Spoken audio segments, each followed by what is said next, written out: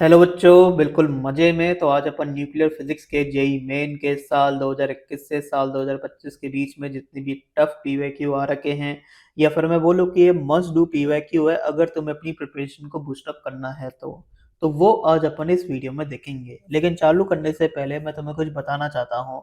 एक हम लोगों ने एक डाउट बैच लॉन्च करा है जिसका नाम है नेक्स्ट डाउट हब। तो इसमें हम लोग तुम्हारे डाउट्स को एड्रेस करेंगे और ये तीनों ही सब्जेक्ट्स में होगा, फिजिक्स, केमिस्ट्री, मैथमेटिक्स में। मैं पहले ही बता दूं, ये कोई भैया दीदी वाला ग्रुप नहीं है। इसमें हम लोग जो नेक्स्ट जेई चैनल पर पढ़ाते हैं ना, वही तुम्हारे डाउट्स को एड्रेस करेंगे। इसलिए इस बैच का जो साइज है ना, वो केवल 50 बच्चों का है। जैसे ही 50 एडमिशन हो जाएंगे, हम आगे नहीं ले पाएंगे। इसमें सीट्स फुल हो रही हैं, कुछ बची हुई हैं, इसलिए मैं दोबारा बता रहा हूँ। तो जिसको भी आना है वो आ सकता है। इसकी जो वैलिडिटी है वो बेसिकली जेई एडवांस 2026 तक रहेगी, और इसका जो फीस है वो 3000 है। अगर तुम्हें कुछ भी इंक्वायरी करनी है तो इस नंबर पर कर सकते हो। एक और चीज़ मैं तुम्हें बताना चाहता हूँ, एक हम लोगों ने एक स्प्रेडशीट प्रिपेयर करी है। इस स्प्रेडशीट का जो लिंक है वो तुम्हें वीडियो के डिस्क्रिप्शन में मिल जाएगा। तो जब तुम इस लिंक को खोलोगे तो तुम्हें कुछ ऐसा दिखाई देगा। मैं बता देता हूँ, एक बार रुको। देखो, तो यहाँ पर ये तीनों सब्जेक्ट्स है, फिजिक्स, मैथमेटिक्स, केमिस्ट्री। तो जैसे मैंने यहाँ पर इलेक्ट्रोस्टैटिक्स वाले चैप्टर का टफ पीओक्यू वाली सीरीज का सेशन लिया है, तो उसकी यूट्यूब की वीडियो का लिंक उसके जस्ट बगल में है, और उसके जस्ट बगल में उसकी पीडीएफ है। तो ये बहुत ही ऑर्गेनाइज्ड वे में है, तुम्हें इधर उधर ढूंढने की जरूरत नहीं पड़ेगी, इसलिए ये स्प्रेडशीट बनाया गया है। बाकी तुम नेक्स्ट पर जेई चैनल पर जाकर भी देख सकते हो। तो एक कोर्सेज नाम का सेक्शन होगा, तो यहाँ पर केमिस्ट्री, मैथमेटिक्स, फिजिक्स तीनों की प्लेलिस्ट है। ये बहुत ही बेनिफिशियल सीरीज है ये। मतलब अगर तुम इस सीरीज को प्रॉपरली फॉलो कर रहे हो ना, तो तुम्हारा पीवाईक्यू में एक जो कमांड है ना, वो एक अलग ही लेवल पर होगा। ठीक है, और जब तुम रियलिटी में जेई मेन का एग्जाम दोगे ना, तो उसमें तुम्हें फर्क नजर आएगा फिर। क्योंकि पीवाईक्यू करना तो देखो मस्ट होता है, पीवाईक्यू तो करना ही चाहिए। चलो अपन तो चालू करते हैं। तो ये अपने पास पहला क्वेश्चन है। तो क्वेश्चन क्या बोल रहा है? तो असर्शन और रीजन बेस्ड क्वेश्चन है। तो असर्शन क्या बोल रहा है? The density of the copper nucleus is greater than that of the carbon nucleus. बिल्कुल गलत बात है यार। हर एक एटम का जो न्यूक्लियस होता है ना, उसका जो डेंसिटी होता है वो सेम रहता है। तो न्यूक्लियस की जो डेंसिटी होती है ना, वो हर एक एटम के लिए वो सेम ही रहती है। चाहे वो तुम्हारा कार्बन का न्यूक्लियस हो, चाहे कॉपर का हो, चाहे एल्यूमिनियम का न्यूक्लियस हो, तुम्हारी density of the nucleus same ही रहेगी। इसको मैं प्रूव भी कर सकता हूँ। तुम्हारा रो क्या मतलब डेंसिटी, डेंसिटी का जो फॉर्मूला होगा वो क्या होगा? तो यहाँ पर अपन बोलेंगे मास of the nucleus upon volume of the nucleus, यही तो बोलेंगे। तो अब तुम देखो इधर, जैसे सपोज मैंने कोई एटम कंसिडर करा जिसका मास नंबर कितना है, ए है। तो इस एटम के अंदर जो न्यूक्लियस होगा ना, उसमें basically A number of nucleons होंगे। तो उनका मास क्या लिख सकता हूँ मैं? तो उनका मास लिख सकता हूँ मैं ए इंटू 1.67 इंटू 10⁻⁻27 kg, लगभग लगभग। मतलब मैंने प्रोटॉन का मास और न्यूट्रॉन का मास लगभग लगभग सेम मान लिया है। अब मैं इसको वॉल्यूम से डिवाइड कर दूंगा। किसके वॉल्यूम से? न्यूक्लियस के वॉल्यूम से। तो मुझे पता है कि न्यूक्लियस का रेडियस किसके बराबर होता है? आर नॉट ए की पावर 1/3। तो इसका वॉल्यूम कितना हो जाएगा? बेसिकली 4/3 पाए आर क्यूब। मतलब 4/3 पाए आर नॉट का क्यूब इंटू ए। सही है, तो 4/3 पाए आर नॉट का क्यूब इंटू ए। तो तुम देखोगे कि ए से ए कट चुका है। अब बाकी सब चीजें तो कांस्टेंट है ना यार, आर नॉट तो अपना फिक्स है। ठीक है, तो ये वाली वैल्यू तो फिक्स हो चुकी है। मतलब कोई सा भी एटम पकड़ लो, उसके न्यूक्लियस की डेंसिटी क्या है? फिक्स है। वो ए पर डिपेंड कर ही नहीं रही है, मतलब मास नंबर पर डिपेंड कर ही नहीं रही है। सही है, तो इसलिए अपना असर्शन क्या है? बिल्कुल गलत है। रीजन क्या बोल रहा है? The nucleus of the mass number A has a radius proportional to A की पावर 1/3। बिल्कुल सही बात है यार, ये तो अपन बोल ही रहे हैं ना यार। तुम्हारा जो रेडियस होता है वो ए की पावर 1/3 के प्रोपोर्शन में होता है। तो रीजन तो बिल्कुल सही है, असर्शन गलत है। तो इसके हिसाब से ऑप्शन 4 अपना आंसर हो जाएगा। तो अगला क्वेश्चन करते हैं यार। क्वेश्चन क्या बोल रहा है? तो स्टेटमेंट बेस्ड क्वेश्चन है। अपन के पास स्टेटमेंट ए क्या है? The angular momentum of an electron in the nth orbit is integral multiple of h।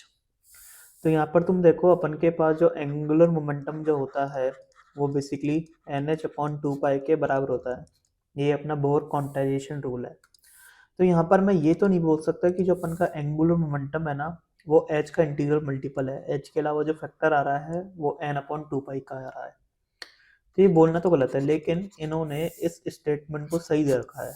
वो इसलिए दे रखा है क्योंकि इन्होंने यहाँ पर ये h नहीं माना है, बोला ये h डैश है, और h डैश अपने पास जो होता है ना वो h/2 पाई होता है। सही है, मतलब एक तरीके से नया कॉन्स्टेंट मान लो जो कि h/2 पाई के बराबर होता है, तो इसको अपन लिख सकते हैं n इंटू एच डैश। तो अब मैं बोल सकता हूँ कि जो अपन का जो एंगुलर मोमेंटम है ना वो अपन का h डैश का क्या है, इंटीग्रल मल्टीपल है। तो इसके हिसाब से सही दे रखा है। अपन के पास स्टेटमेंट भी क्या है, the nuclear force do not obey the inverse square law. बिल्कुल सही बात है, जो अपन का जो न्यूक्लियर फोर्स होता है ना वो बेसिकली इन्वर्सली प्रोपोर्शनल होता है आर की बहुत ही हाई पावर के साथ। तो इसीलिए जो अपन का जो न्यूक्लियर फोर्स होता है ना वो शॉर्ट रेंज फोर्स होता है, क्योंकि आर की वैल्यू तुम थोड़ी सी भी बढ़ा दोगे ना, मतलब न्यूक्लियॉन्स के बीच की दूरी थोड़ी सी भी बढ़ा दोगे ना, तो ये फोर्स क्या होगा, ड्रास्टिकली तुम्हारा रिड्यूस होगा। सही है, तो ये भी सही है। स्टेटमेंट सी क्या बोल रहा है, nuclear force are spin dependent. तो सही है यार, मतलब अगर तुम्हारे दो न्यूक्लियंस हैं, अगर उनमें जो स्पिन का जो ओरिएंटेशन है ना वो सेम तरीके से है तो न्यूक्लियर फोर्स ज़्यादा लगेगा। अगर स्पिन का जो ओरिएंटेशन है ना वो अपोजिट वे में है तो न्यूक्लियर फोर्स कम लगेगा। तो यार ये मतलब पता होना चाहिए, थ्योरी रिलेटेड है। अपन के पास स्टेटमेंट डी क्या बोल रहा है, न्यूक्लियर फोर्स आर सेंट्रल। नहीं यार, न्यूक्लियर फोर्स हमारे कोई सेंट्रल फोर्स नहीं होते, लेकिन वो चार्ज इंडिपेंडेंट होते हैं। मतलब दो प्रोटॉन में ले लो या एक प्रोटॉन और एक न्यूट्रॉन में ले लो या दो न्यूट्रॉन में ले लो तो सेम तरीके का न्यूक्लियर फोर्स लगता है। तो चार्ज इंडिपेंडेंट तो होता है यार ये, तो सेंट्रल की वजह से गलत हो गया अपना। और स्टेटमेंट ई क्या बोल रहा है, the stability of the nucleus is inversely proportional to the value of the packing fraction. तो यार इसमें तुम्हें पैकिंग फ्रैक्शन के बारे में पता होना चाहिए कि पैकिंग फ्रैक्शन क्या होता है। तो वो अपन लिखेंगे माइनस का डेल्टा एम बाय ए। सही है, तो ये अपना पैकिंग फ्रैक्शन होता है, और डेल्टा एम क्या है, बेसिकली मास डिफेक्ट है। ठीक है, और ए क्या अपन के पास, नंबर ऑफ न्यूक्लियॉन्स। तो अब तुम देखो, जो तुम्हारा न्यूक्लियस कब स्टेबल होगा, तो न्यूक्लियस जब स्टेबल होगा जब डेल्टा एम अपना ज्यादा हो। डेल्टा एम कौन सा बेसिकली अपना, तो डेल्टा एम मैं यहाँ पर इसको बोल रहा हूँ, किसको बोल रहा हूँ मैं, लेट सपोज अपन के पास कोई न्यूक्लियस है, ठीक है, और इसका जो एटॉमिक नंबर है वो अपना कितना जेड है और मास नंबर कितना है अपने पास ए है। तो मैं डेल्टा एम इसको बोलूंगा बेसिकली कि Z M P plus A minus Z M N minus mass of nucleus. सही है, ये अपन के पास है डेल एम है। मतलब जेड नंबर ऑफ प्रोटॉन्स और A minus Z number of neutrons जब कंबाइन होते हैं तो एक न्यूक्लियस बनता है। तो उसमें जो एनर्जी लिबरेट होती है उस एनर्जी को अपन बोलते हैं बाइंडिंग एनर्जी। तो जितनी ज्यादा एनर्जी लिबरेट होगी ना, मतलब जितना ज्यादा बाइंडिंग एनर्जी होगा ना उतना ही अपन का जो न्यूक्लियस होगा ना वो स्टेबल होगा।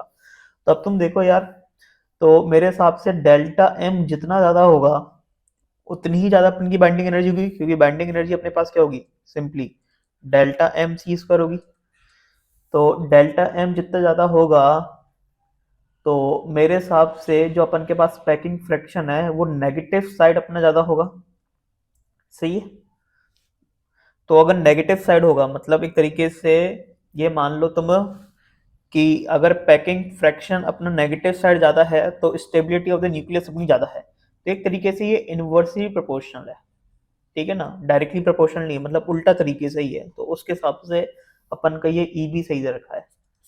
तो यहाँ पर आंसर क्या हो जाएगा, basically A B C E, A B C E. तो ऑप्शन 3 अपना आंसर हो गया। अगला क्वेश्चन करते हैं यार। क्वेश्चन क्या बोल रहा है, assume that the proton and the neutron have the equal masses. Mass of a nucleon is 1.6 into 10 की power minus 27 kg and the radius of the nucleus is 1.5 into 10 की पावर minus 15 a की power 1/3 मीटर। The approximate ratio of the nuclear density and the water density is n into 10 की power 13। तो अपन को n की value बतानी है। तो तुम देखो, अपन को वाटर की डेंसिटी तो पता है कि वाटर की डेंसिटी कितनी होती है अपने पास। तो वाटर की डेंसिटी अपने पास होगी सिंपली 10 की पावर 3 kg पर मीटर क्यूब। अब अपन को तो क्या निकालनी है, न्यूक्लियस की डेंसिटी निकालनी है कि न्यूक्लियस की डेंसिटी कितनी होगी। तो वो कैसे निकालूंगा मैं, तो वैसे निकालूंगा मास of the nucleus upon volume of the nucleus. तो न्यूक्लियस का मास कितना हो जाएगा यार? तो तुम्हारे न्यूक्लियस में मान लेता हूँ कि ए नंबर ऑफ न्यूक्लियॉन्स है, तो न्यूक्लियस का टोटल मास कितना हो जाएगा? ए इंटू 1.6 इंटू 10⁻⁻27, और ये है केजी में। और न्यूक्लियस का वॉल्यूम कितना हो जाएगा? वो लिखूंगा मैं 4/3 पाई इंटू आर क्यूब, और ये हो जाएगा मेरे हिसाब से 1.5 इंटू 10⁻⁻15 इंटू ए की होल पावर 3, और ये ए की पावर 1/3 था बेसिकली। तो तुम देखो ये अपने पास आएगा ए इंटू 1.6 इंटू 10⁻⁻27 के जी अपॉन 4/3 पाई इंटू 1.5 इंटू 10⁻⁻15 का होल क्यूब इंटू ए की पावर 1/3 की होल पावर 3, मतलब ए आ गया, तो ए से ए कट गया, तो ये अपन के पास न्यूक्लियस की डेंसिटी होगी यार। और नीचे बेसिकली मीटर क्यूब आएगा, तो ये केजी पर मीटर क्यूब में अपन ने न्यूक्लियस की डेंसिटी निकाली है।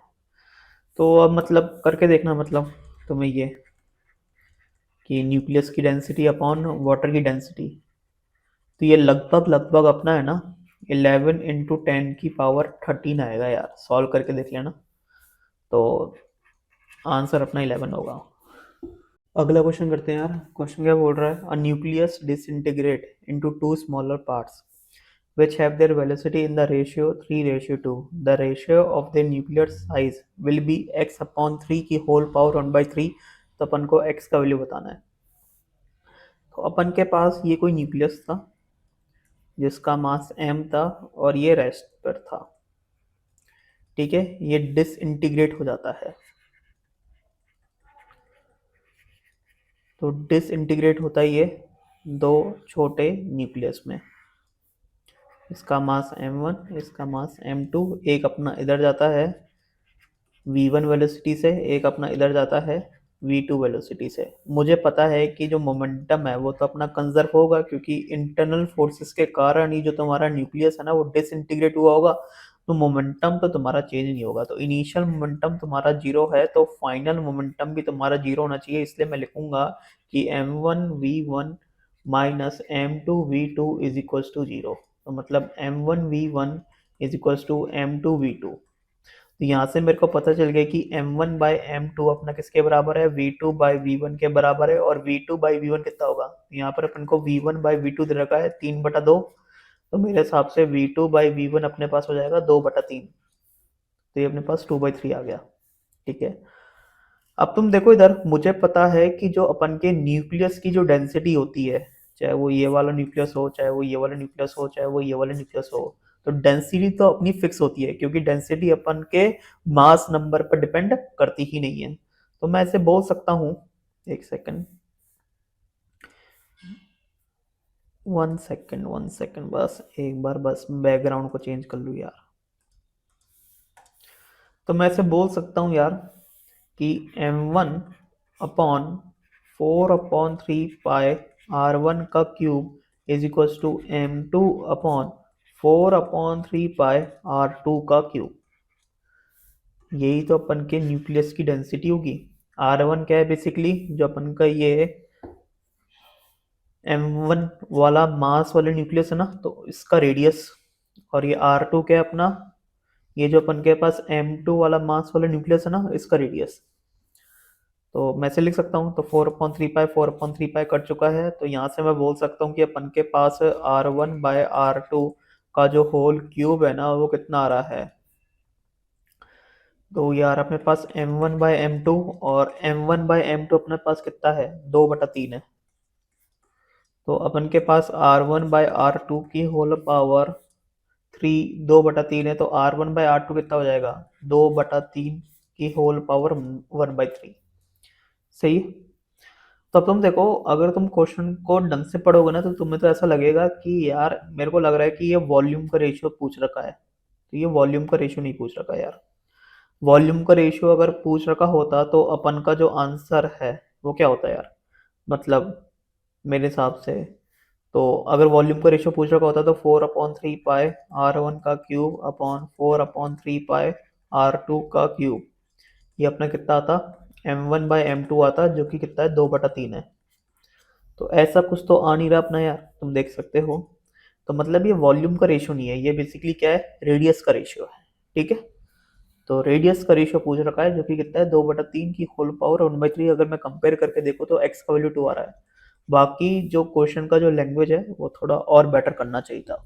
अगला क्वेश्चन करते हैं यार। क्वेश्चन क्या बोल रहा है, which of the following figure represent the variation of the ln r by r nought with ln a। R के अपन के पास न्यूक्लियस का रेडियस, ए के अपन के पास मास नंबर। तो अपन को पता है कि आर किसके बराबर होता है, आर नॉट ए की पावर 1/3 के बराबर होता है। अब तुम देख सकते हो जो अपन को ग्राफ पूछ रखा है ना, वो basically ln R by R nought और लॉन ए के बीच में पूछ रखा है। तो मैं लिख सकता हूँ R by R naught is equal to A की पावर 1/3। दोनों तरफ मैंने लॉन ले लिया, तो ln R upon R naught is equal to 1/3 ln A. तो यार ये तो मेरे को है ना स्ट्रेट लाइन लग रहा है यार। मतलब ये अपन के पास क्या हो गया, ये अपने पास y हो गया, ये अपने पास x हो गया। तो y बराबर 1/3 इंटू एक्स ऐसा कुछ आ रहा है। तो ऑप्शन 2 अपना आंसर होगा। अगला क्वेश्चन करते हैं यार। क्वेश्चन क्या बोल रहा है, तो अपन को बताना है कि कौन कौन से जो स्टेटमेंट है ना वो सही है। तो स्टेटमेंट एक है, volume of the nucleus is directly proportional to the mass number. तो तुम देखो जो तुम्हारे न्यूक्लियस का जो रेडियस होता है वो क्या होता है, वो होता है अपने पास आर नॉट ए की पावर 1/3 और ए अपने पास मास नंबर होता है। तो वॉल्यूम क्या हो जाएगा न्यूक्लियस का, 4/3 पाई आर क्यूब, मतलब 4/3 पाई आर नॉट का क्यूब और ए की पावर 1/3 की होल पावर 3, मेरे हिसाब से आ जाएगा ये ए। तो volume of the nucleus is directly proportional to its mass number. तो इसके हिसाब से ये तो अपना सही है। तो बी बाय डिफॉल्ट फिर गलत हो गया अपना। सी क्या बोल रहा है, the density of the nucleus is directly proportional to the mass number. तो जैसे मैंने पहले ही बता रखा है कि जो अपन के पास डेंसिटी होगा वो क्या होगा, mass of the nucleus upon the volume of the nucleus. और मास ऑफ द न्यूक्लियस क्या हो जाएगा अपने पास, A into mass of the neutron या फिर मास ऑफ द प्रोटॉन, जो कि 1.67 इंटू 10 की पावर -27 kg लेता हूँ मैं लगभग। सही है। और ए अपन के पास मास नंबर है। भाई न्यूक्लियस का मास कैसे लिखोगे, तो जितने भी अपन के पास न्यूक्लियॉन्स होंगे ना उन सबके मास को जोड़ दोगे, तो वही तो करा है। और वॉल्यूम ऑफ द न्यूक्लियस क्या हो जाएगा अपने पास, 4/3 पाई आर नॉट का क्यूब इंटू ए। तो ए से ए कट गया है, तो रो तुम्हारा जो आ रहा है ना वो independent of the mass number आ रहा है, तो इसलिए सी अपना गलत है। तो बाय डिफॉल्ट डी भी गलत हो गया। और ई क्या बोल रहा है, the density of the nucleus is independent of the mass number. तो ई सही है, तो ए और ई सही है, तो ऑप्शन 2 अपना आंसर है। अगला क्वेश्चन करते हैं यार। तो क्वेश्चन क्या बोल रहा है, the decay of a proton to neutron is not possible as proton mass is less than the neutron mass. तो यार इंडिपेंडेंटली तो पॉसिबल नहीं है। तो मतलब ऐसा तो मैं नहीं बोल सकता कि हो ही नहीं सकता, क्योंकि अपन को पता है कि बीटा प्लस डिके में या फिर के कैप्चर में प्रोटॉन अपना न्यूट्रॉन में कन्वर्ट होता है। तो ये तो अपना गलत हो गया। Possible only inside the nucleus, इसको एक बार देखते हैं, सी देखते हैं पहले। तो सी वाला क्या बोला, not possible but neutron to proton conversion is possible. तो नॉट पॉसिबल भी बोलना गलत है, पॉसिबल तो है ना, मैंने बताया ना बीटा प्लस डिके और के कैप्चर में तो होता ही है। ऑलवेज पॉसिबल, तो यार इंडिपेंडेंटली तो पॉसिबल ही नहीं है। तो ऑलवेज पॉसिबल तो बोलना ही बिल्कुल गलत है कि हरदम ही पॉसिबल है, हर सर्कमस्टेंसेस में पॉसिबल है। तो ये तो अपना गलत है। बाकी जो बेस्ट ऑप्शन है वो तो अपने पास ऑप्शन 2 ही है यार। सही है, मतलब न्यूक्लियस के अंदर पॉसिबल है क्या, तो बीटा प्लस डिके हो या फिर के कैप्चर हो। ठीक है, तो ऑप्शन 2 अपना बेस्ट ऑप्शन है। अगला क्वेश्चन करते हैं यार। तो असर्शन और रीजन बेस्ड क्वेश्चन है। तो असर्शन क्या बोल रहा है, the binding energy per nucleon is found to be practically independent of the atomic number A for the nuclear with the mass number between 30 and 170। तो यार इसमें एस सच में क्या बताऊँ, ऐसा होता है और ये एनसीईआरटी में गिवन है। तो इसलिए मतलब न्यूक्लियर फिजिक्स की है ना एनसीईआरटी पढ़ना कंपलसरी है। तो असर्शन तो अपना सही है। और रीजन क्या बोल रहा है, nuclear force is a long range force. ये तो बिल्कुल गलत बात है यार, न्यूक्लियर फोर्स अपना शॉर्ट रेंज फोर्स होता है। तो इसके हिसाब से असर्शन अपना सही है, रीजन अपना फॉल्स है। और मैं तुम्हें रिकमेंड करूंगा कि एनसीईआरटी तो पढ़नी ही चाहिए। अगला क्वेश्चन करते हैं यार। क्वेश्चन क्या बोल रहा है, if 3 helium nuclei combine to form the carbon nucleus then the energy release in this reaction is dash into 10 की पावर -2 मेगा इलेक्ट्रॉन वोल्ट, और अपन को atomic mass of the helium atom भी गिवन है।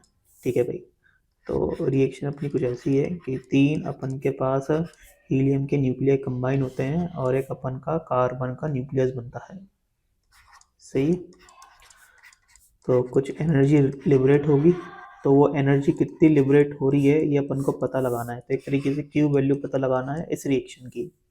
तो वो क्या होगा अपने पास, 3 into mass of the helium nucleus minus mass of the carbon nucleus into C square. सही है, तो इसको मैं लिख सकता हूँ 3 into mass of the helium nucleus को कैसे लिख सकता हूँ मैं, mass of the helium atom minus 2 into mass of the electron. सही है, और mass of the carbon nucleus कैसे लिख सकता हूँ मैं, mass of the carbon atom minus 6 into mass of the electron. सही है, ऐसे लिख सकते हैं अपन, कोई दिक्कत वाली बात नहीं है यार। तो ये अपने पास क्या गया, 3 into mass of the helium atom minus 6 into mass of the electron minus mass of the carbon atom plus 6 into mass of the electron into C square. तो तुम देखो ये और ये अपना कट चुका है, ये अपने पास क्या चुका है, 3 into mass of the helium atom minus mass of the carbon atom into C square. तो ये अपने पास क्यू वैल्यू आ रहा है। अब तुम देखो, शायद तुम्हें पता होगा कि अपन के पास mass of the carbon atom जो होता है ना, वो एग्जैक्टली अपने पास होता है 12 AMU। भाई तुम 1 AMU को ऐसे तो डिफाइन करते हो, 1/12 into mass of the carbon atom, ऐसे तो बोलते हो यार तुम, एक AMU की वैल्यू। तो वही तो बोल रहा हूँ मैं कि एक कार्बन एटम का जो मास हो जाएगा वो क्या हो जाएगा अपने पास, 12 AMU हो जाएगा।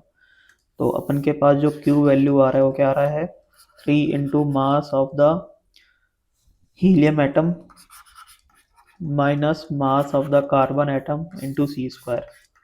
तो ये अपने पास आ जाएगा 3 into mass of the helium atom अपन को गिवन है, कितने गिवन है, 4.002603, 4.002603 minus mass of the carbon atom 12 हो गया।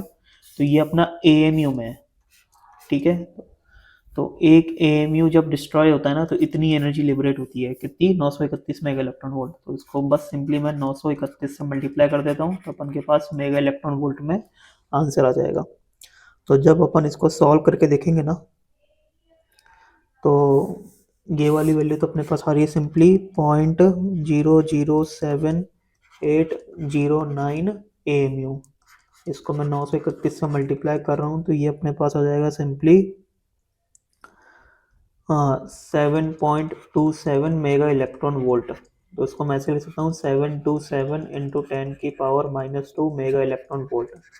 तो अपन का जो आंसर होना चाहिए फिर यहाँ पर क्या होना चाहिए, 727 होना चाहिए यार। अगला क्वेश्चन करते हैं। तो क्वेश्चन क्या बोल रहा है, इन हाइपोथेटिकल फिजन रिएक्शन अपन को आर को आइडेंटिफाई करना है। तो यार मास नंबर कंजर्वेशन और एटॉमिक नंबर कंजर्वेशन का अपन यूज़ करेंगे। तो जैसे मैं यहाँ पर देख पा रहा हूँ, यहाँ पर 92 है, ठीक है भाई, यहाँ पर 56 है, यहाँ पर 36 है। तो अगर मैं 56 प्लस 36 करूँ तो यार ये तो मेरे पास क्या आ रहा है, 92 आ रहा है। सही है, और LHS में भी 92 था, तो मतलब ये जो R होगा ना, तो ये जो भी है मतलब उसका जो एटॉमिक नंबर वाला जो पार्ट है ना वो 0 होना चाहिए। तो ये तो ना प्रोटॉन में होता ना इलेक्ट्रॉन में होता। ठीक है, तो न्यूट्रॉन हो सकता है या फिर गामा रेडिएशन हो सकता है। तो देखते हैं यार। तो अब तुम देखो मास नंबर वाले पार्ट को अगर मैं देखूँ तो यहाँ पर 236 है, यहाँ पर 141 है, यहाँ पर 92 है। तो 141 प्लस 92 कितना होता है अपने पास, ये हो गया 3, ये हो गया 13 और ये हो गया अपन के पास 2, तो 233 होता है ये। ठीक है, तो यहाँ पर तुम देखो 3 वाला फैक्टर भी है, तो अपन के पास 3 ही तो कम है बेसिकली मास नंबर में RHS में। तो मेरे हिसाब से यहाँ पर ये 1 आना चाहिए। तो जब मैं इसको 3 से मल्टीप्लाई करूँगा तो 3 इंटू 1 अपने पास 3 हो जाएगा। तो यार ऐसा तो मेरे को लगता है, तो ऐसा तो अपन के पास किस में होता है, ये न्यूट्रॉन में होता है यार। तो ऑप्शन 3 अपना आंसर हो गया। अगला क्वेश्चन करते हैं यार। क्वेश्चन क्या बोल रहा है, star has 100% helium composition, it starts to convert 3 helium nucleus into 1 carbon nucleus by triple alpha processes. तो ये प्रोसेस अपन को गिवन है, तुम देख सकते हो। अपन को स्टार का मास भी गिवन है और ये बोल रखा है and it generates energy at the rate of 5.808 into 10⁻30 watt. The rate of converting these helium nucleus into carbon nucleus is n into 10⁻42 per second. तो अपन को n का वैल्यू बताना है और यहाँ पर तुम एटॉमिक मास ले सकते हो हीलियम एटम का 4.0026 AMU और mass of the carbon atom अपने पास कितना होगा 12 AMU होगा। तो ठीक है भाई, करते हैं यार। तो अब तुम देखो इधर, मतलब प्रति सेकंड जो अपन की एनर्जी रिलीज हो रही है वो इतनी हो रही है। तो पावर अपने को गिवन है 5.808 इंटू 10⁻30 वाट प्रति सेकंड, इतनी एनर्जी रिलीज हो रही है। अब अगर मैं तुमसे पूछूं कि बताओ, अगर मैं एक रिएक्शन को कंसिडर करूं ऐसी, तो एक रिएक्शन में कितनी तुम्हारी एनर्जी लिबरेट हो रही है, तो वो किसके बराबर होगा? बेसिकली ये अपना बराबर होगा 3 into mass of helium nucleus minus mass of carbon nucleus. ये अपने पास मास इफेक्ट हो गया, इसको सिंपली बस सी स्क्वायर से मल्टीप्लाई करना है तो अपन के पास क्यू वैल्यू आ गया। तो इसको मैं लिख सकता हूँ 3 into mass of helium atom minus 2 into mass of electron, और इसको मैं लिख सकता हूँ mass of carbon atom minus 6 into mass of electron into C square. तो ये अपने पास सिंपली आ रहा है 3 into mass of helium atom minus mass of carbon atom into C square. तो ये अपने पास कितना आ रहा है 3 इंटू 4.0026 माइनस 12। तो ये अपना AMU में आ रहा है ये, सही है। तो मैं तो सिंपली क्या करूँगा, मैं तो सिंपली जो है ना, मतलब 931 से मल्टीप्लाई कर देता हूँ मैं, तो ये अपने पास मेगा इलेक्ट्रॉन वोल्ट में आ जाएगा। तो ये लगभग लगभग अपने पास आ रहा है 7.266 मेगा इलेक्ट्रॉन वोल्ट। तो अपन का जो Q वैल्यू है ना वो इतना है बेसिकली, ठीक है। मतलब एक रिएक्शन में इतनी एनर्जी क्या हो रही है, लिबरेट हो रही है। तो ऐसे प्रति सेकंड अपन को कितनी रिएक्शन लगेगी ताकि इतनी एनर्जी लिबरेट हो? तो number of reactions required to liberate this energy, कौन सी एनर्जी, ये वाली एनर्जी पर सेकंड। तो वो मेरे हिसाब से हो जाएगा P/Q, मतलब 5.808 into 10⁻30 upon 7.266 into 10⁻6 into 1.6 into 10⁻⁻19। भाई जूल में कन्वर्ट करना है ना यार। तो पहले तो मैंने मेगा इलेक्ट्रॉन वोल्ट को इलेक्ट्रॉन वोल्ट में कन्वर्ट करा, फिर जूल में कन्वर्ट करने के लिए 1.6 इंटू 10⁻⁻19 से मल्टीप्लाई करा। तो जब मैं इसको सॉल्व करके देखूंगा ना, तो ये अपने पास आएगा 5 इंटू 10⁻42। तो बेसिकली इतनी रिएक्शन रिक्वायर्ड होगी, ठीक है। अब अपन से क्या बोला है, the rate of converting these helium nucleus to carbon nucleus is n into 10⁻42 per second. तो एक रिएक्शन में तुम देखो 3 हीलियम के न्यूक्लियस कन्वर्ट हो रहे हैं यार एक रिएक्शन में, और इतनी रिएक्शन रिक्वायर्ड होगी। तो नंबर ऑफ हीलियम न्यूक्लियस कितने रिक्वायर्ड होंगे पर सेकेंड? तो वो तो मेरे हिसाब से 5 इंटू 10⁻42, तो इतनी रिएक्शन हो रही है पर सेकेंड ताकि इतनी अमाउंट ऑफ एनर्जी लिबरेट हो पर सेकेंड, ठीक है। अब एक रिएक्शन में 3 हीलियम के न्यूक्लियस यूज हो रहे हैं, इसलिए मैंने इंटू 3 कर दिया, तो ये अपने पास आ रहा है 15 इंटू 10⁻42। तो इतने हीलियम के न्यूक्लियस क्या होंगे तुम्हारे, कन्वर्ट होंगे पर सेकेंड, ठीक है। तो मेरे हिसाब से तुम देखो अपन से क्या पूछा गया है, अपन से पूछा गया है कि n की वैल्यू क्या होगी, तो मेरे हिसाब से n की वैल्यू तो यार 15 होनी चाहिए। ठीक है, यही अपना आंसर है। अगला क्वेश्चन करते हैं यार।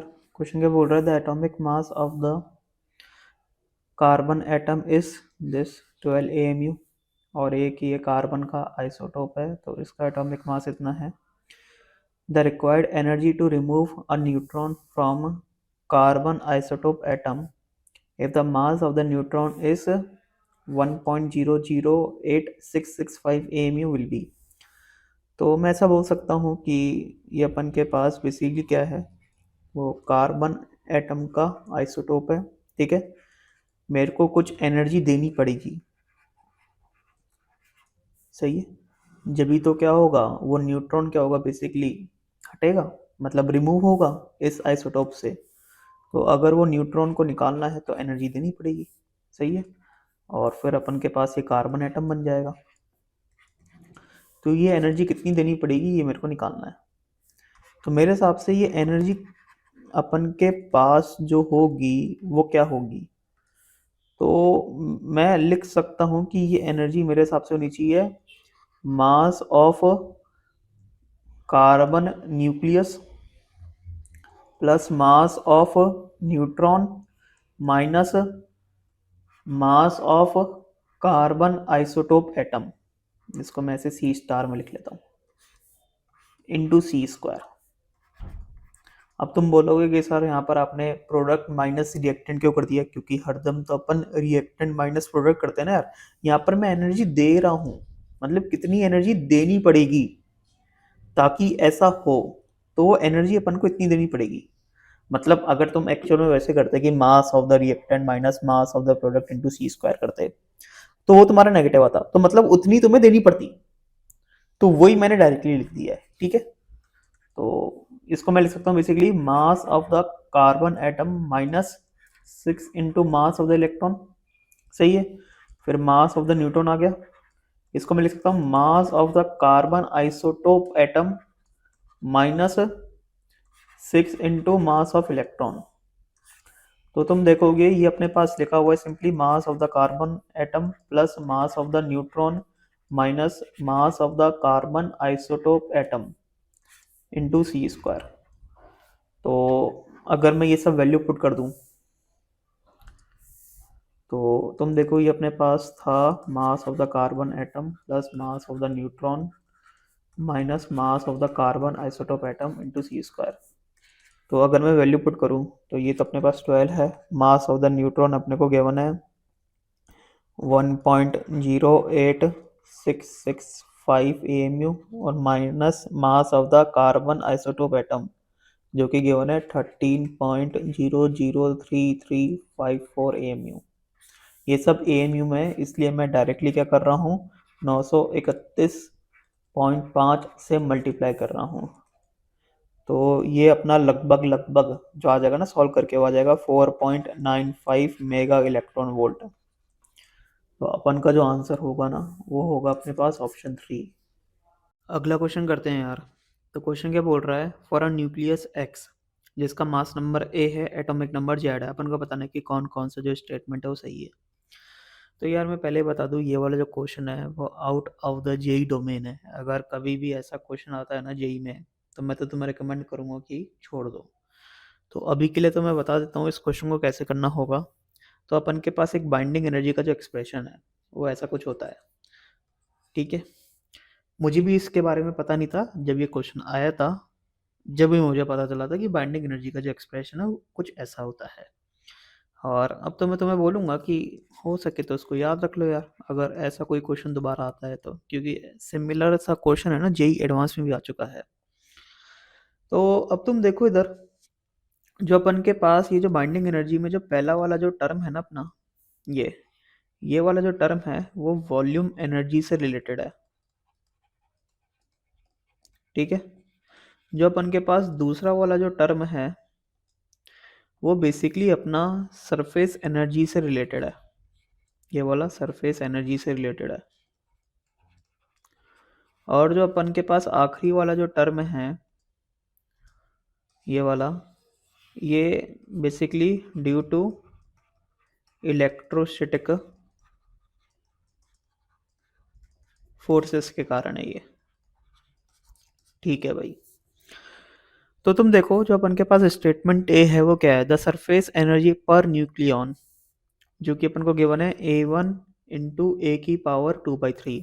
तो तुम देखो अपन का जो सरफेस एनर्जी वाला जो एक्सप्रेशन है वो क्या है अपने पास, माइनस का AS इंटू ए की पावर 2/3। अभी तो पर न्यूक्लियन की बात कर रहा है तो मैं बेसिकली ए से डिवाइड कर दूंगा, तो अपने पास क्या आ गई है माइनस का AS इंटू ए की पावर 1/3। तो अपना तो कुछ ऐसा आ रहा है ये, और गिवन कुछ ऐसे है, तो यार ये तो गलत है फिर। ठीक है, तो स्टेटमेंट ए अपना गलत है। स्टेटमेंट बी क्या बोल रहा है, the Coulomb contribution due to the binding energy is this. तो यहाँ पर तुम देखो अपन के पास यहाँ पर ए की पावर 4/3 आ रही है, यहाँ पर ए की पावर 1/3 है, यहाँ पर ये ए की पावर 1/3 ही होगा। ठीक है, तो अपना ये गलत है मतलब, तो बी अपना गलत है। अगर बी अपना गलत है तो तुम देखो ऑप्शन 2, ऑप्शन 3 और ऑप्शन 4 तो बाय डिफॉल्ट ही एलिमिनेट हो गए, तो मतलब आंसर तो अपने पास ऑप्शन 1 है, मतलब सी और डी करेक्ट है।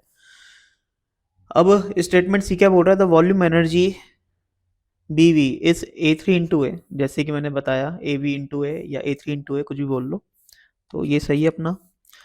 स्टेटमेंट डी क्या बोल रहा है, decrease in the binding energy is proportional to the surface area. बिल्कुल सही बात है यार, बाइंडिंग एनर्जी में तुम देख सकते हो कि सरफेस एनर्जी के कारण तुम्हारी बाइंडिंग एनर्जी कम हुई है।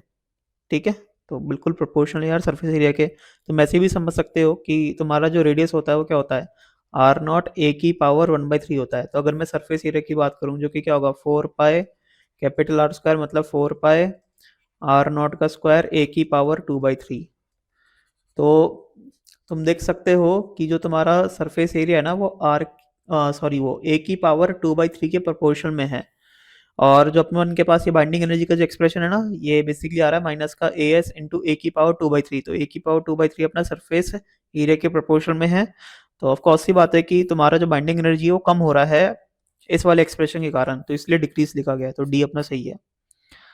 तो सी और डी अपना सही है। बाकी ये जो अपन के पास स्टेटमेंट टी है ना यार, तो इसके बारे में तो ज़्यादातर है ना यार तुम केमिस्ट्री में पढ़ोगे यार, तो इसके बारे में तो मैं कुछ ज़्यादा बोल नहीं पाऊंगा। ठीक है, तो ये अपना गलत है, तो सी और डी अपना सही है, तो इसलिए ऑप्शन 1 अपना आंसर है। अगला क्वेश्चन करते हैं यार। क्वेश्चन क्या बोल रहा है, a nucleus with the mass number 242 and the binding energy per nucleon is 7.6 mega electron volt breaks into fragment each with the mass number 1 to 1 if each fragment nucleus has a binding energy per nucleon as 8.1 mega electron volt।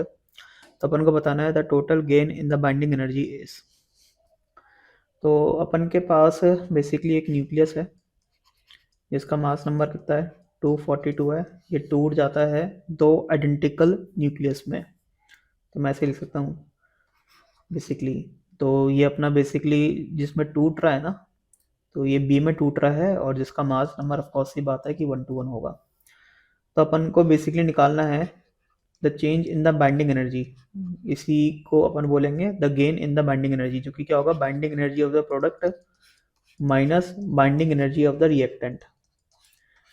तो binding energy of the product क्या हो जाएगा, तो मैं लिख सकता हूँ इसको 2 इंटू, अब तुम देखो अपन को बोला गया है कि अपन के पास ये जो फ्रेगमेंट है ना, मतलब ये बी की बात कर रहा है, इसकी बाइंडिंग एनर्जी पर न्यूक्लियन कितनी है 8.1 मेगा इलेक्ट्रॉन वोल्ट है। तो यहाँ पर लिखूंगा मैं 8.1 इंटू 1 to 1, 1 to 1 क्यों करा, क्योंकि पर न्यूक्लियन कितनी है, माइनस बाइंडिंग एनर्जी उधर रिएक्टेंट क्या हो जाएगी अपने पास, तो इसकी बाइंडिंग एनर्जी पर न्यूक्लियन अपन को गिवन है 7.6, तो 7.6 ये तो पर न्यूक्लियन की है, और टोटल नंबर ऑफ न्यूक्लियंस कितने हैं 242 है, ये 242। तो इसको सॉल्व करके देख लेना यार, और मेगा इलेक्ट्रॉन वोल्ट में ही तुम्हारा क्या आएगा आंसर आएगा। अगला क्वेश्चन करते हैं यार। क्वेश्चन क्या बोल रहा है, तो एक कॉमन एग्जांपल है बेसिकली अल्फा डीके का।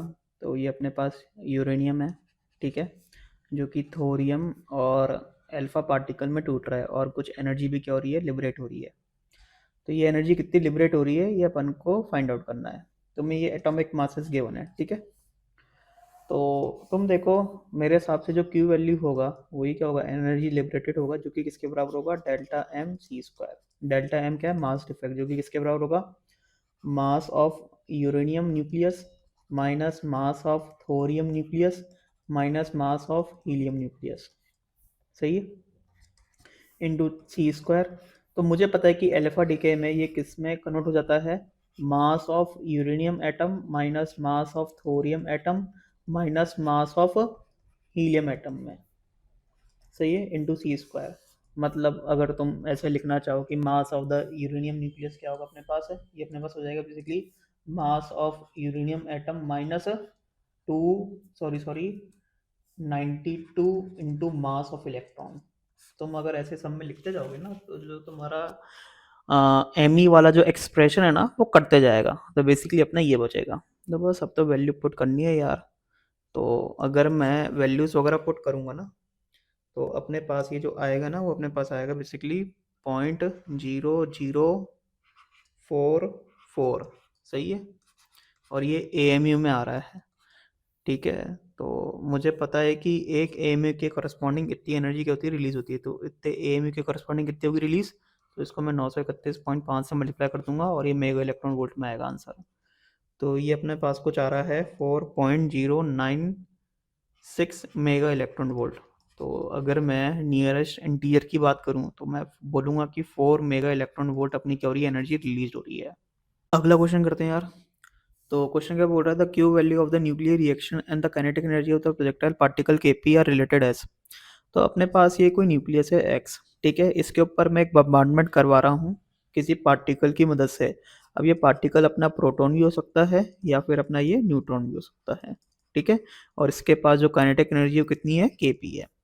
तो ये जाएगा एक्स के न्यूक्लियस के अंदर घुसेगा और होगा क्या कि अनस्टेबिलिटी क्रिएट करेगा, तो ये वाई और जेड में टूट जाएगा, ठीक है। और इनकी काइनेटिक एनर्जी में मान लेता हूँ कि इसकी काइनेटिक एनर्जी अपने पास के वाई आई और इसकी काइनेटिक एनर्जी अपने पास के जेड आई।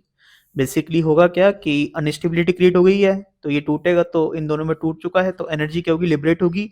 और जो तुम्हारी एनर्जी लिबरेट हुई है वो किधर जाएगी, इन दोनों न्यूक्लियस की काइनेटिक एनर्जी के फॉर्म में बाहर जाएगी। तब तुम देखो अगर मैं क्यू वैल्यू की बात करूं तो अपन के पास क्यू वैल्यू क्या होना चाहिए फिर। तो तुम देखो अपन के पास जो क्यू वैल्यू होना चाहिए वो मेरे हिसाब से होना चाहिए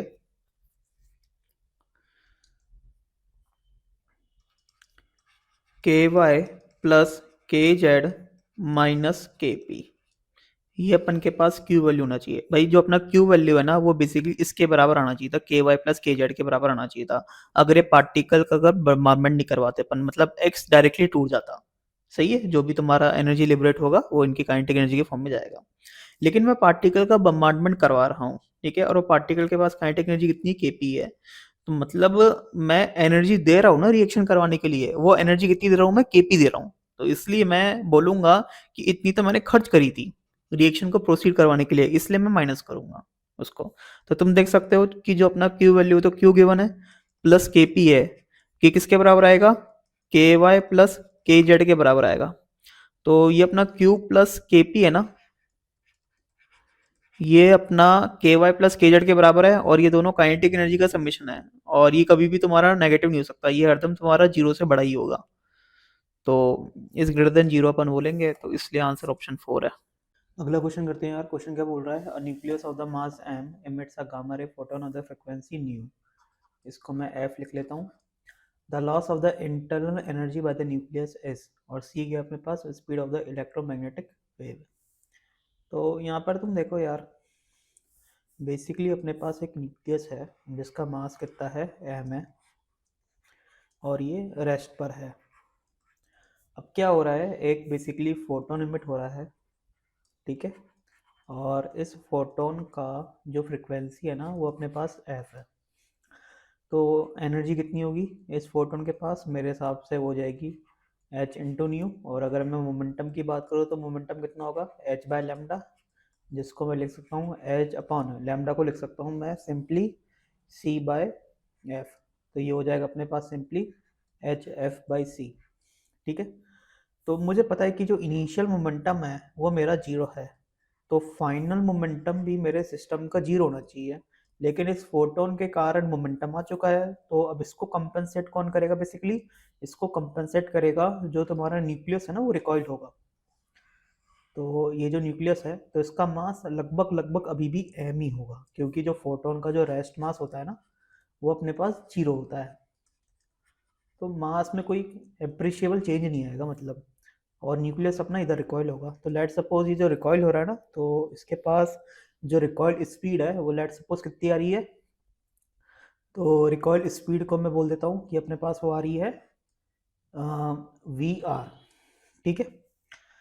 तो मुझे पता है कि फाइनल मोमेंटम मेरा जीरो होना चाहिए, क्योंकि इनिशियल मोमेंटम मेरा जीरो है और ये सब इंटरनल फोर्सेस के कारण ही हो रहा है, तो मोमेंटम तो मेरा कंजर्व रहेगा सिस्टम का। तो मैं लिखूंगा इधर कि mvr is equals to hf/c, इसका मोमेंटम प्लस इसका मोमेंटम एज अ वेक्टर में अगर मैं जोड़ूँ तो वो जीरो होना चाहिए। तो यहाँ से मेरा VR आ चुका है जो कि कितना है अपने पास hf/cm, ठीक है। तो ये अपने पास रिकॉइल स्पीड आ चुकी है। तो अब तुम देखो जो तुम्हारा इंटरनल एनर्जी में जो लॉस है वो किधर गया। जो तुम्हारा इंटरनल एनर्जी में जो लॉस है ना, एक तो इस फोटोन की एनर्जी में गया है और एक इस न्यूक्लियस की काइनेटिक एनर्जी के फॉर्म में गया है। तो मेरे हिसाब से मैं ऐसे लिख सकता हूँ कि अपन के पास लॉस इन इंटरनल एनर्जी, भाई हो क्या रहा है बेसिकली, जो तुम्हारी जो इंटरनल एनर्जी ना सिस्टम की वो कम हो रही है। मतलब लेट सपोज इस केस में मैं बाइंडिंग एनर्जी बोल दूं या कुछ भी बोल देता हूँ मैं, तो वो तुम्हारे सिस्टम की क्या हो रही है, कम हो रही है। और वो किधर जा रही है, एक तो फोटोन के रूप में जा रही है और एक काइनेटिक एनर्जी के रूप में जा रही है। तो ये अपने पास क्या आएगा, ये अपने पास आएगा सिंपली एक तो फोटोन की एनर्जी जो कि कितनी अपने पास h/f है, और एक काइनेटिक एनर्जी जो कि हो जाएगी half into m into recoil speed का स्क्वायर, जो कि क्या हो जाएगा अपने पास hf/cm का होल स्क्वायर। तो ये अपने पास आ रहा है hf, और ये क्या आ रहा है अपने पास half into m into h²f² upon c²m²। तो एक m से एक m कट चुका है, ठीक है। तो ये अपने पास आ रहा है hf into 1 plus hf upon 2mc, तो ऐसा कुछ आ रहा है। तो मेरे हिसाब से एक बार मैं दोबारा देख लेता हूँ कुछ गलती तो नहीं कर दी, हाँ यहाँ पर c² आएगा, सही है। तो यहाँ पर अपने पास आ रहा है ये ऑप्शन 4, तो ऑप्शन 4 अपना आंसर है। अगला क्वेश्चन करते हैं यार। क्वेश्चन क्या बोल रहा है, a nucleus with the mass number 184 initially at rest emits an alpha particle. If the Q value of the reaction is 5.5 mega electron volt, calculate the kinetic energy of the alpha particle. तो मान लो कि एक अपने पास कोई nucleus है x जिसका mass number 184 है। अब अल्फा डीके हो रहा है, तो एक ये नए न्यूक्लियस में क्या हो रहा है बेसिकली कन्वर्ट हो रहा है। मुझे पता है कि इसका मास नंबर 180 आएगा, क्योंकि जो अपने पास अल्फा पार्टिकल जो होगा ना उसका मास नंबर 4 होगा, तो 180 प्लस 4 अपना 184 होगा। तो अब तुम देखो इधर, जैसे अगर मैं इसका मास है ना 4m ले रहा हूँ, तो इसका मास मैं लूँगा 180m, और फिर इसका मास मैं ले लूँगा 184m। तो ये तो अपना रेस्ट पर था, ये अपना क्या था, रेस्ट पर था, और ये अल्फा डीके है, ठीक है। और तुम्हें रिएक्शन का क्यू वैल्यू भी गिवन है जो कि कितना अपने पास 5.5 मेगा इलेक्ट्रॉन वोल्ट।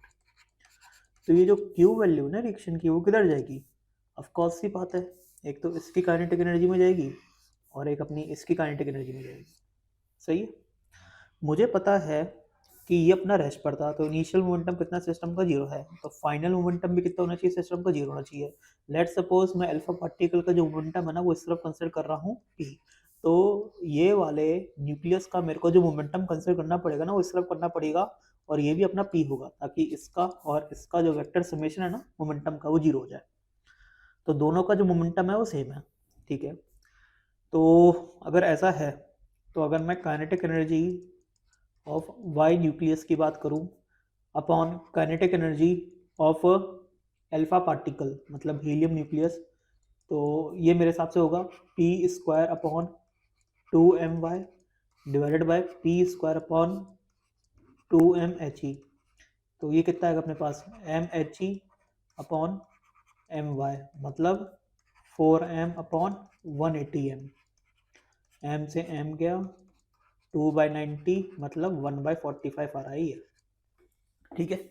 और मुझे पता है कि kinetic energy of Y nucleus plus kinetic energy of helium nucleus, ये अपने किसके बराबर होगा, क्यू वैल्यू के बराबर होगा, जो कि 5.5 मेगा इलेक्ट्रॉन वोल्ट गिवन है। और इनका रेशियो भी मेरे को पता चल गया। मेरे को क्या निकालना है, the kinetic energy of the alpha particle.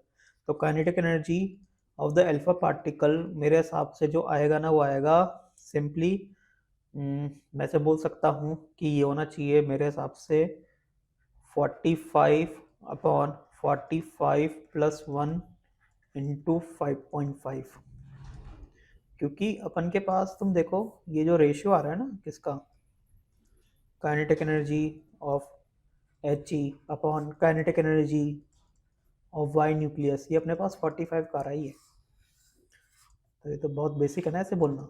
अगर ये समेशन अपने पास क्यू के बराबर है और ये रेशियो अपने पास 45 के बराबर है, तो मैं ऐसे बोल सकता हूँ। तो इसको सॉल्व करके देखोगे ना, तो तुम्हारे पास ये जो आएगा ना, वो अपना आना चाहिए मेरे हिसाब से 5.38 मेगा इलेक्ट्रॉन वोल्ट। तो अपना जो आंसर है वो होगा ऑप्शन 4। अगला क्वेश्चन करते हैं यार। क्वेश्चन क्या बोल रहा है, from the given data the amount of the energy required to break the nucleus of the aluminium. ठीक है, जो कि कितना है, डैश इंटू 10⁻³ जूल। तो मैं न्यूट्रॉन का मास गिवन है, प्रोटॉन का मास गिवन है, एल्यूमिनियम न्यूक्लियस का मास गिवन है, और ये बोल रखा है कि assume 1 AMU correspond two into J of energy. जैसे होता है क्या है कि नॉर्मली जो 1 AMU के करस्पॉन्डिंग जो एनर्जी होती है ना, वो 931.5 मेगा इलेक्ट्रॉन वोल्ट होती है। ठीक है, लेकिन यहाँ पर 931.5 मेगा इलेक्ट्रॉन वोल्ट नहीं है, यहाँ पर कितनी है बेसिकली इंटू जे के बराबर है। तो अब तुम देखो, अपन के पास ये एल्यूमिनियम का न्यूक्लियस है जिसका मास नंबर 27 है, एटॉमिक नंबर 13 है। तो अगर अपन को इसको ब्रेक करना है, 13 तो प्रोटॉन में और 14 न्यूट्रॉन में, तो अपन को कितनी एनर्जी देनी पड़ेगी। तो मेरे को लगता है जो अपन को एनर्जी देनी पड़ेगी ना, तो वो एनर्जी अपनी बेसिकली बाइंडिंग एनर्जी के बराबर होती है।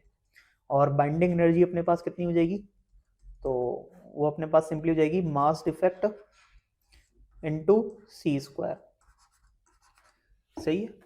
अब यहाँ पर अगर मेरे को बाइंडिंग एनर्जी को डिफाइन करना है, तो मैं कैसे डिफाइन करूँगा, तो पहले तो मैं मास डिफेक्ट को डिफाइन करूँगा। और मास डिफेक्ट क्या होगा अपने पास, मास डिफेक्ट सिंपली होगा अपने पास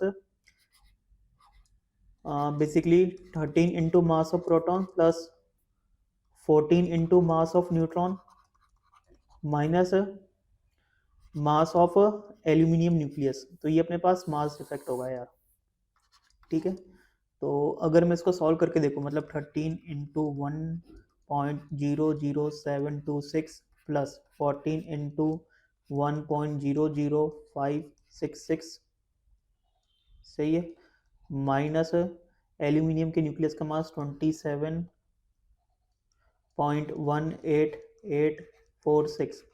तो अगर मैं इसको सॉल्व करके देख रहा हूँ ना, तो अपना जो आ रहा है ना, वो आ रहा है बेसिकली 0.02716, सही है, और ये आ रहा है AMU में। ठीक है, तो ये अपने पास मास डिफेक्ट आ रहा है। तो अपन जो एनर्जी बोलेंगे, मतलब बाइंडिंग एनर्जी जो बोलेंगे, वो कितनी होगी, वो अपने पास हो जाएगी basically 0.02716 into J of energy, क्योंकि अपने पास 1 AMU correspond two into J of energy ऐसे लिखा हुआ है। तो इसको मैं लिख सकता हूँ, कितना लिख सकता हूँ मैं इसको, 27.16 इंटू 10⁻³ जे ऑफ एनर्जी। सही है, तो ये अपने पास बाइंडिंग एनर्जी आ रही है एल्यूमिनियम के न्यूक्लियस की। तो एक तरीके से मतलब अगर मेरे को एल्यूमिनियम के न्यूक्लियस को तोड़ना है, तो इतनी एनर्जी देनी पड़ेगी। तो मेरे हिसाब से आंसर 27 होगा इसका यार। अगला क्वेश्चन करते हैं यार। क्वेश्चन क्या बोल रहा है, एक अपने पास ये रेडियो एक्टिव डिके प्रोसेस है। ठीक है, तो इसमें अपन को A6 का मास नंबर और एटॉमिक नंबर चाहिए। तो ये अपने पास ए का न्यूक्लियस है जिसका मास नंबर 218 है, एटॉमिक नंबर कितना है 84 है, अल्फा डीके हो रहा है पहले तो अल्फा डीके हो रहा है, तो मेरे हिसाब से इसका मास नंबर आएगा 214 और एटॉमिक नंबर आएगा 82। सही है। फिर अपने पास बीटा माइनस डीके हो रहा है, मतलब एक इलेक्ट्रॉन इमिट हो रहा है। तो इलेक्ट्रॉन इमिट हो रहा है मतलब एक तरीके से मास नंबर तो 0, और एटॉमिक नंबर के केस में मैं लिखूंगा -1। तो मेरे हिसाब से ये जो A2 है ना, तो इसका मास नंबर तो 214 होगा, लेकिन एटॉमिक नंबर अपने पास है 83 होगा, क्योंकि 83 -1 अपने पास 82 आता है। फिर क्या हो रहा है, कोई एक फोटो निकल रहा है, मतलब गामा रे निकल रही है, तो उससे तो कुछ फर्क नहीं पड़ेगा मास नंबर और एटॉमिक नंबर में, ठीक है। फिर अल्फा डिके, तो मास नंबर में 4 का डिक्रीमेंट कर दो और एटॉमिक नंबर में 2 का कर दो, ठीक है। फिर बीटा प्लस डिके, मतलब एक पॉजिट्रॉन इमिट हो रहा है, मतलब एक तरीके से ये इमिट हो रहा है, तो मेरे हिसाब से मास नंबर में तो कोई इफेक्ट नहीं आएगा, लेकिन एटॉमिक नंबर अपना एक कम हो जाएगा, तो ये 80 हो जाएगा। फिर एक बेसिकली गामा रे इमिट हो रही है, तो उससे तो कुछ फर्क नहीं पड़ेगा, तो मास नंबर तो 210 रहेगा और एटॉमिक नंबर 80 रहेगा, तो 210 और 80 मेरे हिसाब से ऑप्शन 3 अपना आंसर होगा। अगला क्वेश्चन करते हैं यार। क्वेश्चन क्या बोल रहा है, a radio active nucleus N2 has 3 times the decay constant as compared to the decay constant of the another radioactive nucleus N1। ठीक है भाई, एक अपने पास रेडियो एक्टिव न्यूक्लियस है N1 और एक अपने पास रेडियो एक्टिव न्यूक्लियस है N2, ठीक है। अगर मैं बोलूं कि N1 वाले रेडियो एक्टिव न्यूक्लियस का जो डिके कांस्टेंट है वो लैम्डा है, ठीक है, तो N2 वाले रेडियो एक्टिव न्यूक्लियस का जो डिके कांस्टेंट होगा वो 3 लैम्डा होगा। Initially the number of both nuclei are same, मतलब time t is equal to 0 पर मैं बोल सकता हूँ कि इसके भी अपन के n नॉट है और इसके भी कितने n नॉट है। What is the ratio of the number of the nuclei of N2 to the number of the nuclei N1 after the 1/2 life of N1, ठीक है भाई। तो T हाफ ऑफ N1 ये अपने पास कितना होगा, ln 2 बाय लैम्डा, सही है। तो मेरे हिसाब से ये तो अपने बचेंगे n नॉट बाई 2 और ये कितना होगा अपने पास बेसिकली n नॉट ई की पावर माइनस लैम्डा टी, तो माइनस लैम्डा इंटू सॉरी यहाँ पर माइनस लैम्डा नहीं, -3 लैम्डा, क्योंकि इसका डीके कांस्टेंट 3 लैम्डा है ना, तो -3 लैम्डा इंटू और टाइम कितना अपने पास ln 2 बाय लैम्डा, तो लैम्डा से लैम्डा गया, तो ये अपने पास आ रहा है बेसिकली n नॉट ई की पावर ln 2 की पावर -3, मतलब एक तरीके से 1/8, तो मेरे हिसाब से आ रहा है अपने पास n नॉट बाई 8, सही है। तो तुम देखो n2 के तो इतने बचेंगे और n1 के इतने बचेंगे, अपन को तो रेशियो निकालना है ना, तो मतलब n not by 8 divided by n not by 2, तो यार मेरे हिसाब से तो आ रहा है ना अपना, वो आ रहा है 1/4, तो ऑप्शन 4 अपना आंसर होगा। अगला क्वेश्चन करते हैं यार। क्वेश्चन क्या बोल रहा है, a radioactive material P first decays into Q and then Q decays into a non radioactive material R, which of the following figure represent the time dependent mass of P Q and R। तो तुम्हारा P basically Q में convert हो रहा है और Q तुम्हारा R में convert हो रहा है, ठीक है। तो इनिशियली मैं मान लेता हूँ कि केवल P प्रेजेंट है, ठीक है, Q और R प्रेजेंट नहीं है। मुझे पता है कि इन्फिनाइट टाइम के बाद तुम्हारा P और Q प्रेजेंट नहीं होगा, केवल R ही प्रेजेंट होगा, तो सब का सब तुम्हारा R में कन्वर्ट हो जाएगा। तो अगर मैं P की बात करूँ तो यार P तो मेरे को लग रहा है एक्सपोनेंशियली अपना क्या होगा, डिक्रीज होगा, तो P का तो कुछ ऐसा है हिसाब किताब है। बाकी अगर मैं Q की बात करूँ तो तुम देखो पहले Q था नहीं और इन्फिनाइट टाइम पर भी Q है नहीं, ठीक है। तो पहले Q की जो मास है ना वो बढ़ता रहा होगा, बढ़ता रहा होगा, बढ़ता रहा होगा, और फिर वो कम होता रहा होगा, कम होता रहा होगा, कम होता रहा होगा, मतलब Q का कुछ ऐसे बनेगा यार मेरे हिसाब से। पहले वो बढ़ रहा है, अपनी मैक्सिमम वैल्यू अटेंड करता है, फिर वो घटना चालू हो गया। और बात रही आर की, तो आर तो हरदम बढ़ेगा ही, ठीक है, और कब तक बढ़ता रहेगा, इन्फिनिट टाइम तक बढ़ता रहेगा, और एक वैल्यू को वो अप्रोच करेगा, तो आर का कुछ ऐसे हिसाब किताब रहेगा मेरे हिसाब से, तो इसके हिसाब से ऑप्शन 3 अपना आंसर है। अगला क्वेश्चन करते हैं यार। क्वेश्चन क्या बोल रहा है, which of the following nuclear fragments correspond to nuclear fission between the neutron and the uranium isotope. तो हो क्या रहा है बेसिकली, एक अपने पास यूरेनियम का आइसोटोप है जिसका मास नंबर कितना है 235 है और एटॉमिक नंबर कितना है 92 है। यहाँ पर बेसिकली मैं क्या कर रहा हूँ, न्यूट्रॉन का बम्बार्डमेंट करवा रहा हूँ, सही है। तो तुम देखो बनेगा क्या, अब कोई रिएक्शन को याद करने की जरूरत नहीं है, यहाँ पर तुम्हें बेसिकली बस मास नंबर और एटॉमिक नंबर को बैलेंस आउट करना है, तो किसी एक ऑप्शन में बैलेंस आउट हो रहा होगा, ठीक है, तो वही अपना क्या होगा, आंसर होगा। तो जैसे मुझे तो यहाँ पर आंसर पता है कि यहाँ पर अपने पास ऑप्शन 4 में बैलेंस आउट हो रहा है। तुम देख सकते हो यहाँ पर तुम्हारा मास नंबर कितना आ रहा है टोटल में 236 आ रहा है और एटॉमिक नंबर कितना आ रहा है टोटल में 92 आ रहा है। तो बस तुम्हें ये देखना है कि मास नंबर टोटल में 236 आए और एटॉमिक नंबर कितना है 92 आए। तो 144 प्लस 89 प्लस 3, यहाँ पर 3 करोगे तुम क्योंकि 3 न्यूट्रॉन है ना इसलिए प्लस 3, तो ये अपना 236 आएगा, और 56 प्लस 36 प्लस 0 तो अपना ये 92 आएगा, तो इसलिए आंसर अपने पास ऑप्शन 4 होगा। अगला क्वेश्चन करते हैं यार। क्वेश्चन क्या बोल रहा है, the energy release in the fusion of 2 kg of the hydrogen deep in the sun is EH and the energy release in the fusion of 2 kg of the uranium 235 is EU. The ratio of EH upon EU is approximately. Consider the fusion reaction as. तो ये अपन के पास एक fusion reaction है जिसमें 4 hydrogen के atom क्या हो रहे हैं, फ्यूज हो रहे हैं, और इतनी एनर्जी क्या हो रही है, अपनी रिलीज हो रही है। The energy release in the fusion reaction of uranium 235 is 200 mega electron volt. ठीक है, और ये अपन को एवोगैड्रो नंबर की वैल्यू भी दे रखी है। तो सबसे पहले मैं ना EH फाइंड आउट कर लेता हूँ। तो अब तुम देखो यार, यहाँ पर 4 हाइड्रोजन एटम बेसिकली फ्यूज हो रहे हैं और इतनी एनर्जी रिलीज हो रही है, तो मैं ऐसा बोल सकता हूँ कि एक हाइड्रोजन एटम के करस्पॉन्डिंग जो एनर्जी रिलीज हो रही है ना, वो हो रही है 26.7/4 मेगा इलेक्ट्रॉन वोल्ट। सही है। अब तुम देखो 2 kg of the hydrogen atom में अपन के पास नंबर ऑफ हाइड्रोजन एटम्स कितने होंगे। तो मेरे हिसाब से सबसे पहले मैं number of moles find out कर लेता हूँ। तो नंबर ऑफ मोल्स अपने पास 2000/1 होंगे। मास अपॉन मोलर मास, इसको मैं एवोगैड्रो नंबर से मल्टीप्लाई करूंगा, तो नंबर ऑफ हाइड्रोजन एटम्स आ गए। मुझे पता है कि एक हाइड्रोजन एटम के करस्पॉन्डिंग कितनी एनर्जी की हो रही है, रिलीज हो रही है, तो इतने हाइड्रोजन एटम्स के करस्पॉन्डिंग कितनी एनर्जी रिलीज होगी। तो इसको मैं 26.7/4 मेगा इलेक्ट्रॉन वोल्ट से क्या कर दूंगा, मल्टीप्लाई कर दूंगा। तो ये अपने पास EH की वैल्यू आ गई। अब मैं EU की वैल्यू फाइंड आउट करता हूँ। तो सबसे पहले मैं फाइंड आउट करूंगा कि 2 kg ऑफ द यूरेनियम में नंबर ऑफ मोल्स कितने हैं।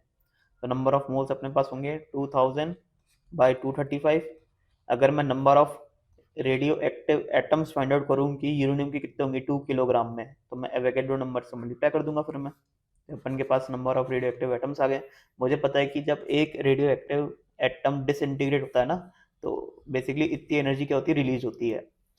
तो जब इतनी डिसइंटीग्रेट होंगे तो कितनी एनर्जी रिलीज होगी, तो मैं 200 मेगा इलेक्ट्रॉन वोल्ट से क्या कर दूंगा, मल्टीप्लाई कर दूंगा, तो इतनी एनर्जी रिलीज होगी यार EU के बराबर।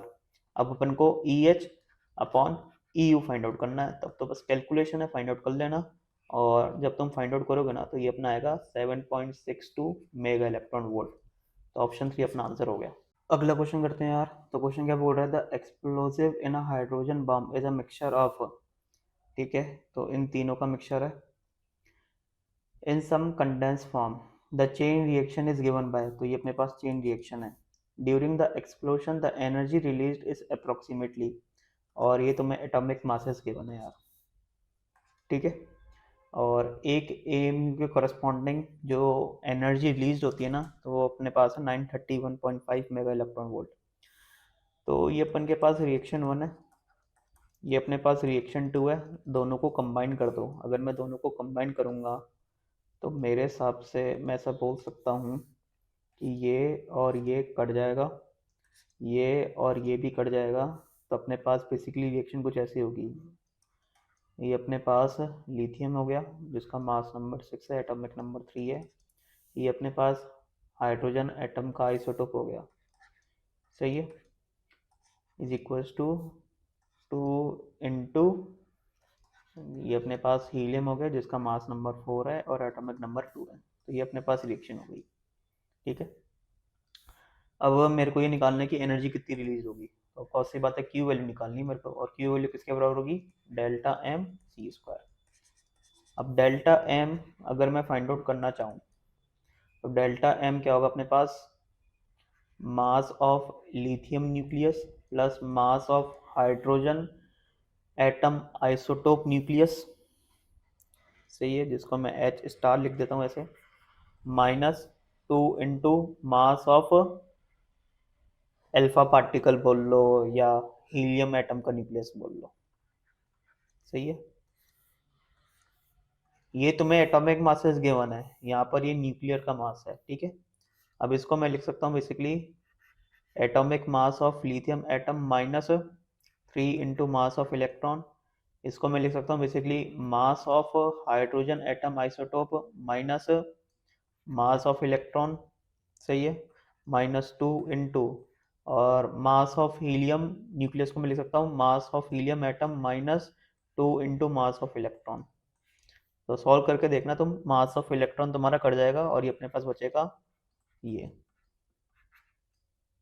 सही है, मास of lithium atom plus mass of hydrogen atom isotope minus 2 into mass of helium atom, ये अपने पास डेल्टा एम हो गया। ठीक है, अब एक सेकेंड यार, बैकग्राउंड को चेंज कर लेते हैं, एक बार रुक जाओ बस।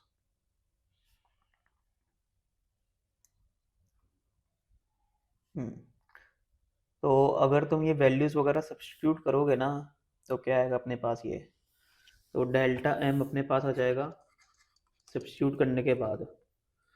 तो ये अपने पास आएगा, सिंपली तुम देख लेना यार, मास ऑफ लिथियम एटम कितना गिवन है अपने पास, 6.01690 plus mass of hydrogen atom isotope कितना गिवन है अपने को, ये अपने को गिवन है 2.01471 minus 2 into mass of helium atom कितना गिवन है अपने को, ये अपने को गिवन है 4.00388। सही है, तो कैलकुलेट कर लेना, और जो भी तुम्हारा हो उसको तुम्हें बेसिकली 931.5 से क्या करना है, मल्टीप्लाई करना है क्यू वैल्यू निकालने के लिए। सही है, यहाँ पर ये डेल्टा एम आएगा। तो जब तुम सॉल्व करके देखोगे ना, ये अपने पास 22.22 मेगा इलेक्ट्रॉन वोल्ट आएगा लगभग लगभग। तो अपना जो आंसर है ना वो बेसिकली ऑप्शन 4 होगा। अगला क्वेश्चन करते हैं यार। क्वेश्चन क्या बोल रहा है, in a nuclear fission reaction of an isotope of the mass capital M, 3 similar daughter nuclei of the same mass are formed. The speed of a daughter nuclei in the terms of the mass defect delta M will be. तो basically हो क्या रहा है कि let suppose अपन के पास एक कोई nucleus है एक्स, वो 3 आइडेंटिकल न्यूक्लियस में क्या हो रहा है, बेसिकली टूट रहा है। ठीक है, अगर मैं इसका मास m बोल रहा हूँ तो इसका मास मैं फिर m/3 बोलूँगा। ठीक है, और मुझे मास डिफेक्ट गिवन है जो कि डेल्टा m है। तो ऑफकोर्स सी बात है कि जो तुम्हारा Q वैल्यू होगा रिएक्शन का वो कितना होगा, डेल्टा m c स्क्वायर होगा। मतलब जो तुम्हारी एनर्जी लिबरेट हो रही है ना वो इतनी हो रही है। अब ये जो एनर्जी लिबरेट हो रही है वो किधर जा रही है, ऑफकोर्स सी बात है कि इन सब की काइनेटिक एनर्जी के रूप में वो जा रही है। तो मैं ऐसे लिख सकता हूँ कि डेल्टा एम सी स्क्वायर जो कि तुम्हारा क्यू वैल्यू किसके बराबर होगा, 3 into kinetic energy of Y nucleus. सही, क्योंकि तीनों आइडेंटिकल है तो तीनों के पास जो काइनेटिक एनर्जी आएगी वो सेम आएगी, तो इसलिए मैंने ऐसे लिखा है।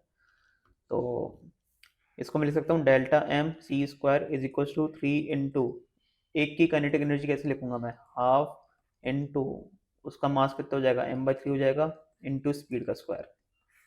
तो तुम देखो इधर 3 से 3 गया, तो अपन के पास जो v स्क्वायर की वैल्यू आ रही है कितनी आ रही है, 2 delta M C square by capital M.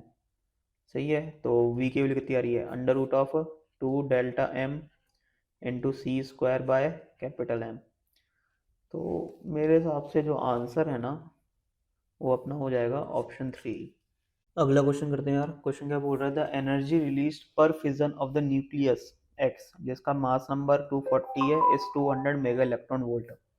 The energy release if all the atoms in 120 gram of pure x, ठीक है, जिसका मास नंबर 240 है, अंडरगोस फिजन इज। तो जब तुम्हारा एक न्यूक्लियस डिसइंटीग्रेट होता है ना तो इतनी एनर्जी रिलीज होती है। ठीक है, तो सबसे पहले तो मैं ये फाइंड आउट करूंगा कि 120 ग्राम में तुम्हारे नंबर ऑफ एक्स न्यूक्लियस कितने होंगे, तो वो नंबर ऑफ एक्स एटम के ही बराबर होंगे। तो नंबर ऑफ एक्स एटम कितने होंगे 120 ग्राम में, तो पहले number of moles find out करूंगा जो कि 120 बटे 240 होंगे, फिर मैं इसको एवोगैड्रो नंबर से मल्टीप्लाई कर दूंगा, तो मेरे को नंबर ऑफ एक्स एटम मिल जाएंगे। तो यार है हाफ इंटू एन ए की वैल्यू कितनी है, 6 इंटू 10 की पावर 23, तो यार अपने पास 3 इंटू 10 की पावर 23। तो जब एक डिसइंटीग्रेट हो रहा था तो कितनी एनर्जी रिलीज हो रही थी, तो जब इतने डिसइंटीग्रेट होंगे तो कितनी एनर्जी रिलीज होगी, तो वो मेरे हिसाब से होगी 200 इंटू 3 × 10⁻23। तो इसको मैं लिख सकता हूँ बेसिकली 6 × 10⁻25 मेगा इलेक्ट्रॉन वोल्ट। तो इसका जो आंसर है ना कितना होगा, 6 होगा। तो यहाँ पर अपने क्वेश्चंस होते हैं ख़त्म। मुझे उम्मीद है कि तुम्हें ये जो सेशन है ना वो पसंद आया होगा। मैंने जितनी भी वेराइटीज़ जेई मेन में पूछी गई है ना न्यूक्लियर फिजिक्स के रिगार्डिंग, वो सब मैंने कवर करने की कोशिश करी है। फिर भी अगर तुम्हें किसी भी क्वेश्चन में डाउट है ना तो तुम कमेंट सेक्शन में लिख सकते हो, या फिर तुम टेलीग्राम पर कनेक्ट हो सकते हो। चलो मिलते हैं अगली वीडियो में।